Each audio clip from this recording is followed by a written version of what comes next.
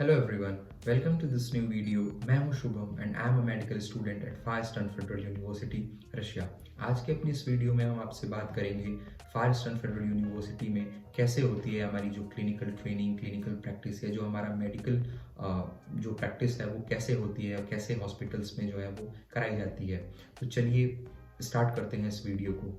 Basically हमारी जो medical practice है, जो क्लिनिकल ट्रेनिंग है, वो स्टार्ट होती है प्राइमरी मेडिकल एजुकेशनल ट्रेनिंग के साथ। Primary medical educational training basically far eastern federal university में एक सब्जेक्ट है जो कि आपको फर्स्ट सेमेस्टर के अंडर जो है वो फर्स्ट सेमेस्टर के अंडर आता है और नर्सिंग सब्जेक्ट के अंडर आता है एक्चुअली।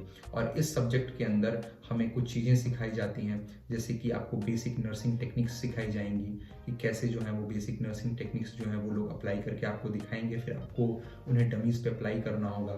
तो यहाँ से जो है वो प्राइमरी मेडिकल एजुकेशनल ट्रेनिंग के साथ जो आपकी मेडिकल प्रैक्टिस है इसकी शुरुआत होती है। और ये जो चीज़ है वो कंटिन्यू रहती है, चलती रहती है, आप जब अगले सेमेस्टर में भी जाते हो। बट मेजर जो इसका एस्पेक्ट है और इसका एक जो बड़ा पार्ट है वो तब स्टार्ट होता है जब आप अपने फोर्थ सेमेस्टर में आते हो। और फोर्थ सेमेस्टर में आपको आता है एक सब्जेक्ट जिसे बोलते हैं प्रोफेशनल मेडिकल ट्रेनिंग।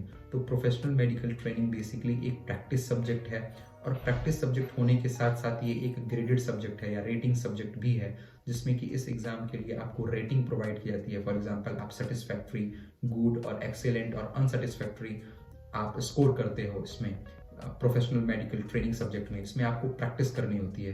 तो बेसिकली प्रोफेशनल मेडिकल ट्रेनिंग में को पास करने के लिए आपको क्या करना होता है? तो प्रोफेशनल मेडिकल ट्रेनिंग को पास करने के लिए आपको वार्ड नर्स असिस्टेंट के तौर पे आपको फेफू के हॉस्पिटल में वर्क करना पड़ता है एटलीस्ट 180 आवर्स। अगर आपको इस सब्जेक्ट में पास होना है तो आपको 180 आवर की कम से कम जो है वो हॉस्पिटल में प्रैक्टिस आपको करनी पड़ेगी। आपको क्लिनिकल प्रैक्टिस करनी ही पड़ेगी, फिर आप जो है वो अपना जो क्रेडिट है या जो है आप पास हो पाओगे, या जो क्रेडिट है वो आपके वो लोग आपको देंगे। तो इसमें क्या होता है, फेफू मेडिकल सेंटर जो है वो basically far eastern federal university का जो अफिलिएटेड हॉस्पिटल है वो फेफू मेडिकल सेंटर है। इस फेफू मेडिकल सेंटर के अंदर जो है वो टोटल 11 डिपार्टमेंट हैं, जैसे for example neurology, neurosurgery, cardiology, gynaecology, paediatrics department, endoscopy department, ऐसे करके इन्होंने टोटल इनके 11 डिपार्टमेंट्स हैं। तो आपको जो है वो इन्हीं 11 डिपार्टमेंट्स के अंदर जो है वो आपको जो भी आपकी क्लिनिकल प्रैक्टिस है वो करनी पड़ती है। और इन 11 डिपार्टमेंट्स में आपको अलॉट होगा पहले कि आपको कौन सा डिपार्टमेंट में जाना है। टोटल तो आपको 180 आवर की प्रैक्टिस करनी है, बट आपको कितना आवर जो है वो किस मेडिकल डिपार्टमेंट में आपको स्पेंड करना है उसका जो है वो आपको एक लिस्ट देंगे और आपको अलॉट करेंगे।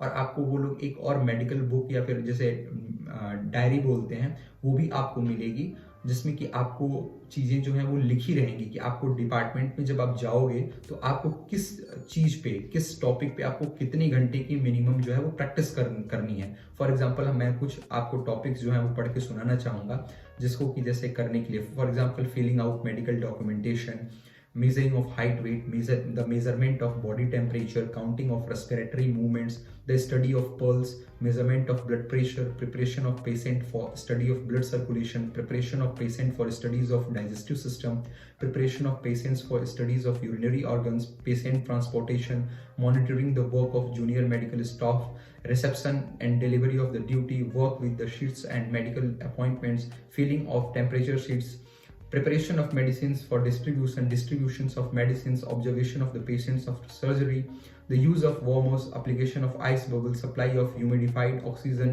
use of a pocket inhaler, measurement of daily diuresis, hygienic measures of the personal, conversation with patients on medical topics। तो ये कुछ जो है वो टॉपिक्स हैं जिसको कि आपको जो कि दिए जाते हैं, या मेडिकल डायरीज में आपके ऑलरेडी ये टॉपिक्स जो है वो मेंशन रहेंगे। और इन्हीं टॉपिक से आपको जितने जितने घंटे की प्रैक्टिस है वो करनी होती है, और डिफरेंट डिपार्टमेंट्स जो भी आपको अलॉट किए जाएंगे उसमें आपको करनी होती है। और फेफू मेडिकल सेंटर में बेसिकली ये व्लादिवोस्तोक के बहुत बड़े हॉस्पिटल्स में से एक है। तो जो भी व्लादिवोस्तोक के या फिर जो व्लादिवोस्तोक के नियर बाई जो सिटीज़ हैं, उनके जो पेशेंट्स होते हैं या जो लोग होते हैं वो इसी हॉस्पिटल में जो है वो एडमिट होते हैं या इसी हॉस्पिटल में आते हैं।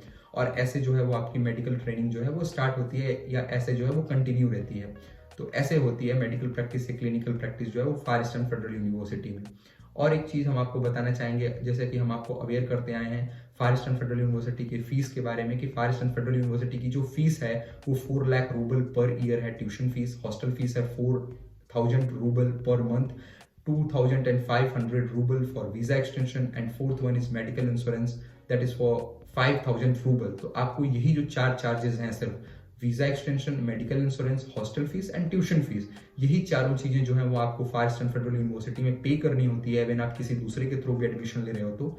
अगर कोई इन चारों चीजों के अलावा जो आपको फाइल या ब्रोश्योर जो भी उसने किसी एजेंसी ने अगर आपको भेजा है, और ये जो चारों चीजें बताई मैंने, इनके अलावा भी अगर कोई कॉलम बना रखा है या किसी और चीजों के लिए भी पैसे ले रहा है, तो आप समझ जाइए कि वो जो है वो आपसे one time charges, hidden charges जो चीजें हैं वो ले रहा है। आपका जो इन सारी चीजों को अगर मिला दें जो खर्चे हैं फर्स्ट ईयर के, तो ये अप्रॉक्स आता है 4,50,000 रूबल।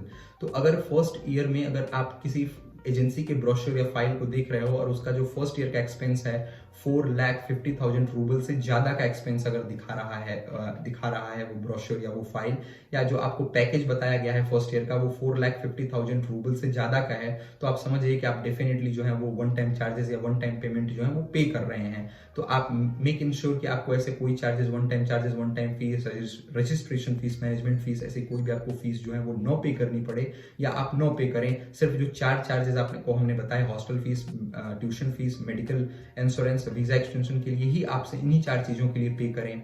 और इसके अलावा जो आप भी जिसके थ्रू एडमिशन ले रहे हैं उसकी जो भी कंसल्टेंसी है वो पे करें, लेकिन वन टाइम चार्जेस जो है वो नहीं होते हैं। ये एक स्मार्ट तरीका है पैसे लेने का। अगर आपसे वो डायरेक्ट बोलेंगे कि भाई 3 लाख हम लेंगे, तो आप एडमिशन उनके थ्रू लोगे नहीं, तो वो स्मार्ट तरीके से बोलते हैं, कंसल्टेंसी फीस जो है वो कम बताते हैं या इवन उसमें डिस्काउंट भी देते हैं, लेकिन आपसे वन टाइम चार्जेस के नाम पे पैसे लेते हैं और बोलते हैं कि भाई हम काम कराएंगे रशिया में जाके, या फिर रशिया में हमें बहुत सारी चीजें जो है वो करानी होती हैं, इसलिए हम ये चीजें ले रहे हैं। बट ऐसी कोई चीजें जो है वो सही नहीं होती है, ना तो इसे कराई जाती हैं, वो जो है वो अपने पॉकेट में ही उनके पैसा जाता है।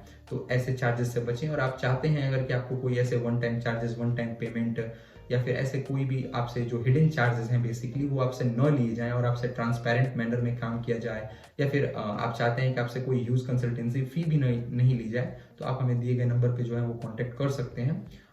Thanks for watching the video, hope you like the video, thank you.